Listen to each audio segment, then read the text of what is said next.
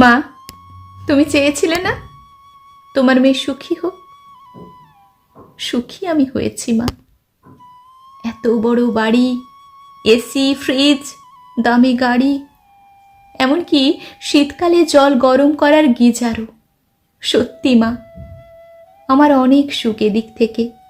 কিন্তু যে পাহাড় প্রমাণ কষ্ট আমার বুকে, তাকে আমি কোথায় রাখবো মা? যেখানে স্ত্রীর চেয়ে অফিস টাইপিস্টের সঙ্গ একজন স্বামীর ধ্যান জ্ঞান, যেখানে স্ত্রী সন্তান ফেলে অফিস ট্যুরের নামে উদ্দাম জীবন একজন স্বামীর রুটিন হয়ে দাঁড়ায়।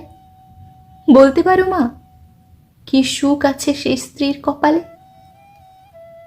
অফিস ফেরত স্বামীর যত্ন করার জন্য, তার আদর পাওয়ার জন্য যখন একজন স্ত্রী এক বুক আশা নিয়ে অপেক্ষা করে, আর তাকে উপেক্ষা করে যে স্বামী ল্যাপটপে বান্ধবীর উষ্ণ চ্যাটে নিজেকে তপ্ত করে, সেখানে সম্পর্ক শুধু গলার একটা সুতো আর কপালের লাল রং হয়ে মিথ্যে শোভা পায়।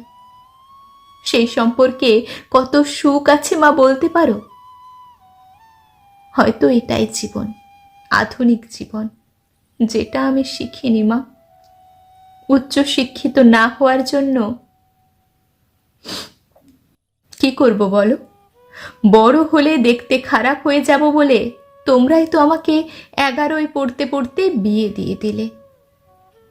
মাঝে মাঝে ভাবি মা, সব ছেড়ে ছুড়ে তোমাদের কাছে চলে যায়। কিন্তু যখন মনে পড়ে ফ্ল্যাট বাড়ির বউ করার জন্য পেনশনের বেশিরভাগ অংশ বিক্রি করে আর জমানো টাকা নিঃশেষ করে কিভাবে বাবা আমার এই সুখটা কিনেছিল, তখন তোমাদের কাছে গিয়ে তোমাদের বোঝা হয়ে তোমাদের শেষ জীবনের হাসিটুকু কেড়ে নেওয়ার সাহস হয় না মা। আর মরতেও পারি না এই নূপুরের কথা ভেবে। এই একরত্তি মেয়েটাকে অনিশ্চয়তার মধ্যে ফেলে মরেও যে আমি শান্তি পাবো না মা।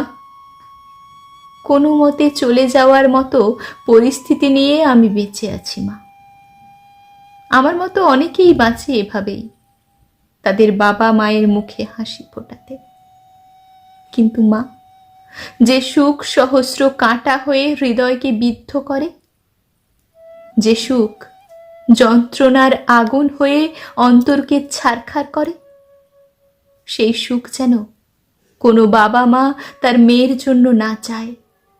এই অনুরোধ আমার মতো হাজার হাজার সুখে থাকা মেয়ের। মা, আমি আর কাঁদি না মা। শুধু বিয়ের সময় তোমরা আমাকে যে লাল বেনারসি দিয়েছিলে, তার প্রতিটি সুতোই আমার সুখ খুঁজি আর সুখে থাকার ভান করি।